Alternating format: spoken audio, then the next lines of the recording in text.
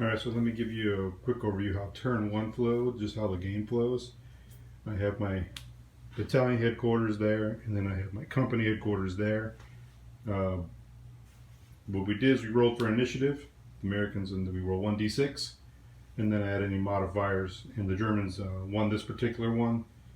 After you win the roll, then you add your headquarters to the die roll, and that's your total for your exploit, or not your exploit, for your basically your company initiative that you can use as the game goes on, and I'll show you how that works. But anyway, moved out the company headquarters out there onto the table, and then I gave an order, or tried to activate this section of 3 half-tracks here, each loaded up with their guys, and tried to get them to move down the road here. And they failed their activation, so they don't get to move. It's just basically a breakdown in command, so they don't get to go. So then down here I had another half-track, which is up here right now, but it was here on the road. I tried to activate it, it passed, and then it moved up to basically right up here on the road. There is some infantry in this wood here, but they are out of infantry fire range, so they didn't get to do it, although they did spot it, they can see it. And there's an anti-tank gun in that village there, but it has no line of sight to the target, so it couldn't shoot it. So it sat there and it was good.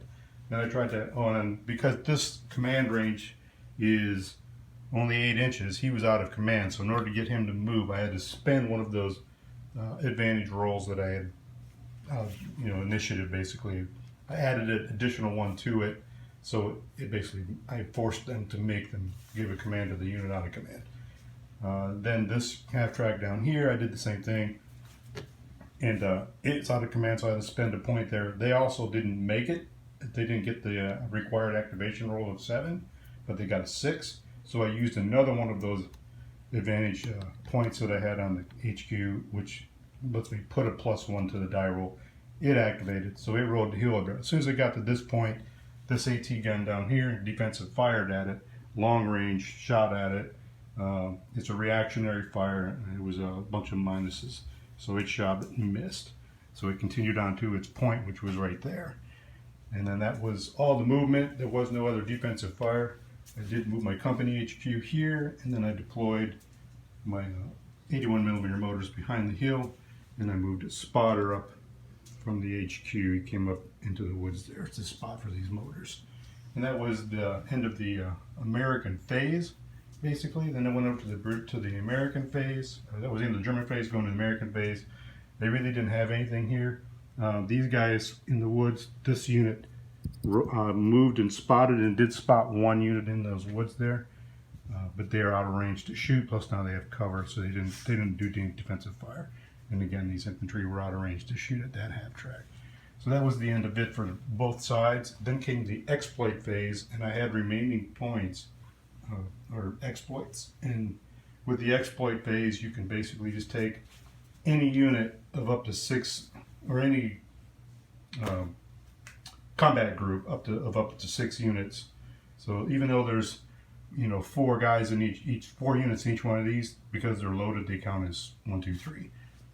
But I can tell them to move 6 inches without having to worry about activating them. They just do it because I'm exploiting now. But so I didn't use him.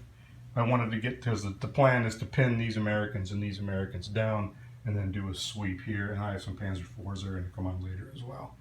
So I exploited, moved this guy out of the trouble zone here into this, and then I exploited this guy to move up, and then everybody debussed here and deployed outside onto the wood edge there. And then that ended the end of the first turn. And then we just roll again for initiative for the next turn and see who goes. And just follow that same basic activate units.